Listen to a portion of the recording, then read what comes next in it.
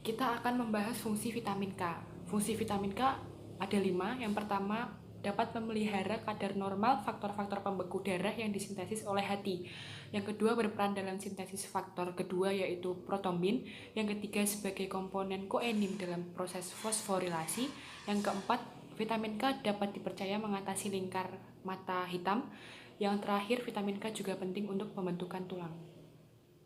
Untuk memenuhi kebutuhan vitamin K dalam tubuh, caranya cukup mudah karena sistem pencernaan tubuh manusia mempunyai bakteri yang mampu mensintesis vitamin K. Tetapi selain itu, kita juga masih perlu banyak asupan makanan yang mengandung vitamin K.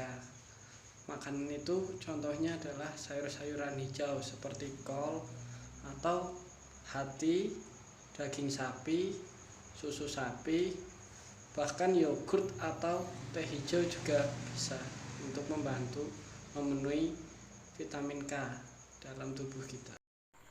Metabolisme vitamin K.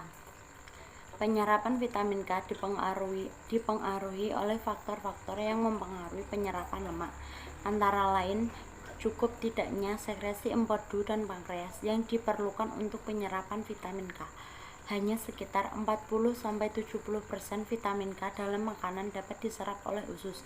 Setelah diabsorpsikan, vitamin K digabungkan dengan kilomikron diangkut melalui saluran limfatik, kemudian melalui saluran darah ditransportasikan ke hati. Sekitar 90% vitamin K yang sampai ke hati disimpan dalam bentuk monoquinon. Dari hati, vitamin K disebarkan ke seluruh jaringan tubuh yang memerlukan melalui darah. Saat di darah, vitamin K bergabung dengan VLDL dalam plasma darah.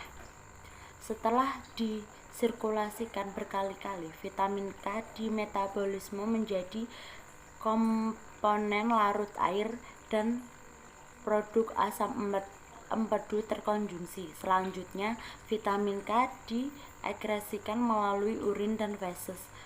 Sekitar 20% dari vitamin K diekskresikan melalui feses. Pada gangguan penyerapan lemak, ekskresi vitamin K bisa mencapai 70-80%.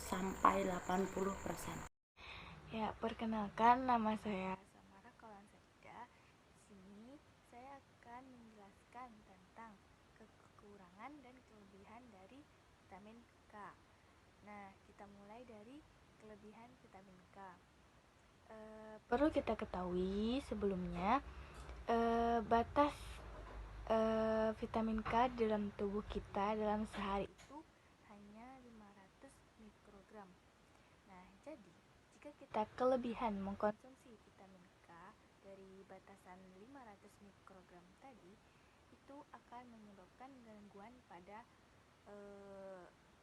liver dan juga bisa menyebabkan alergi di tubuh kita. Nah, jadi kalau kita mau mengkonsumsi vitamin K, jangan kelebihan banget. Kemudian kekurangan vitamin pada bayi. Nah, bayi yang pertama, bayi tidak mendapatkan cukup asupan vitamin K saat masih dalam kandungan karena adanya kelainan plasenta dan ibunya kurang mengkonsumsi vitamin K. Nah, jadi gitu. Nah, yang kedua, kandungan vitamin K dalam ASI ibu itu sedikit. Jadi kurang banyak malah. Jadi gitu. Terus yang ketiga, usus bayi itu dia ada mengalami masalah sehingga dia tidak bisa memproduksi vitamin K. Tuh. Nah, jadi pentingnya catatan buat ibu hamil dan ibu menyusui, konsumsilah banyak-banyak vitamin, terutama vitamin K ini. Nah, jadi gitu, demi keberlangsungan hidup yang baik untuk anak kita. Gitu. Terima kasih. Akibat ya, kekurangan vitamin K itu tuh kita bagi menjadi dua. Yang pertama itu orang dewasa, yang kedua dia terjadi pada bayi.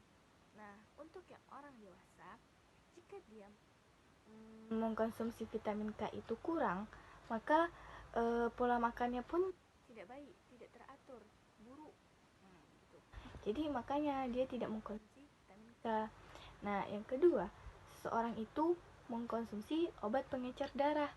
Nah, jadi kita tahu ya, obat pengecer darah itu bisa mengganggu produksi protein yang ikut berperan dalam pembukuan darah kita itu. Nah, yang ketiga, seorang yang sedang menjalani pengobatan dengan antibiotik. Nah, kita juga tahu ya, antibiotik itu bisa menurunkan produksi dan efektivitas vitamin K di dalam tubuh kita. Nah, yang keempat, seseorang menderita gangguan penyerapan nutrisi. Nah, jadi kekurangan vitamin K itu bisa menyebabkan gangguan penyerapan nutrisi kita gitu loh. Bisa disebut dengan juga malabsorb. Nah, gitu. Jadi kondisi ini tuh bisa menyebabkan penyakit celiak, sitis fibrosis, dan gangguan usus atau saluran empedu. Penyakit malabsorpsi